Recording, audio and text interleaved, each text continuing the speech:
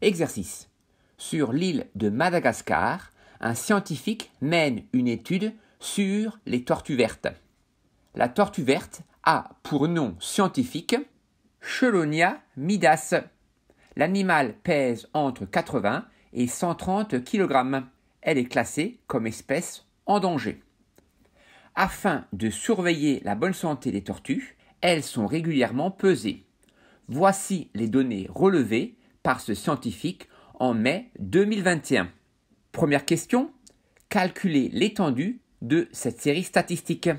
Les masses des tortues varient entre la masse la plus faible qui est 87 kg et la masse la plus grande qui est 125 kg. L'étendue est donc 125 kg moins 87 kg, donc l'étendue est de 38 kg. Ça veut dire qu'il y a 38 kg d'écart entre la tortue la plus légère et la tortue la plus lourde.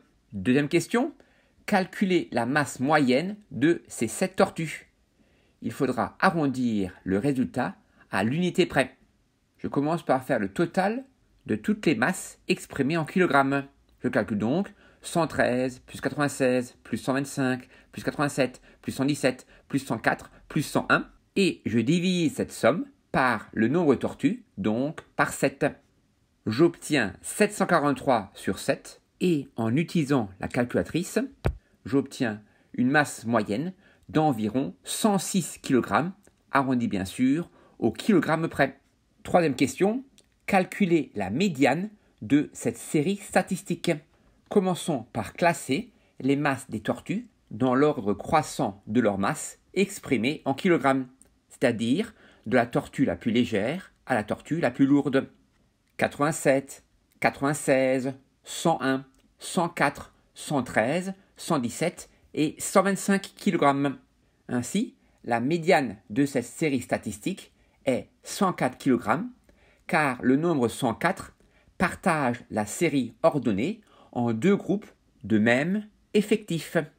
Question 4. Est-il vrai que les mâles représentent moins de 20% de cet échantillon?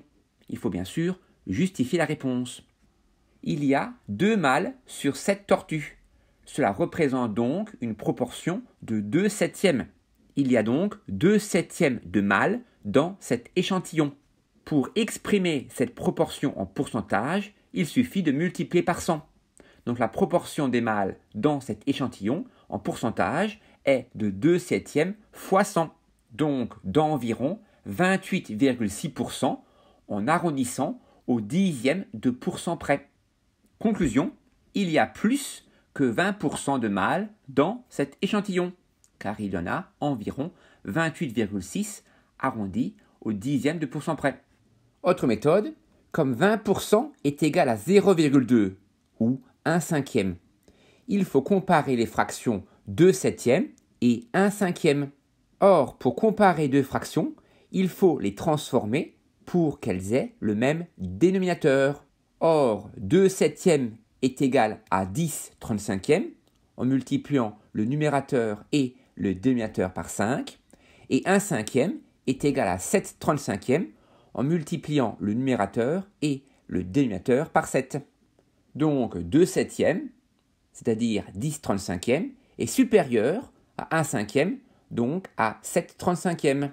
Et nous retrouvons bien là qu'il y a plus que 20% de mâles dans la population étudiée. Partie B. Une deuxième étude concerne la taille des carapaces. Un autre scientifique a transmis les résultats de son étude ci-dessous. Effectif total 20 tortues, étendue 80 cm, médiane 112 cm, moyenne 115 cm, la plus petite carapace à 72 cm, et toutes les carapaces sont de tailles différentes. Première question, quelle est la taille de la plus grande carapace? En justifiant bien sûr. Comme l'étendue est de 80 cm, ça signifie qu'il y a 80 cm d'écart entre la plus petite valeur et la plus grande valeur. Or, la plus petite carapace a un diamètre de 72 cm. Donc, la plus grande carapace a un diamètre de 80 cm plus 72 cm, ce qui fait 152 cm. Question 2. Combien de tortues ont une carapace dont la taille est supérieure à 112 cm. Justifié. Il y a 20 tortues au total dans cette deuxième étude. Comme le nombre 20 est un nombre pair et que toutes les données sont différentes, il y a 10 valeurs supérieures à la médiane 112 et 10 valeurs inférieures à la médiane 112 cm.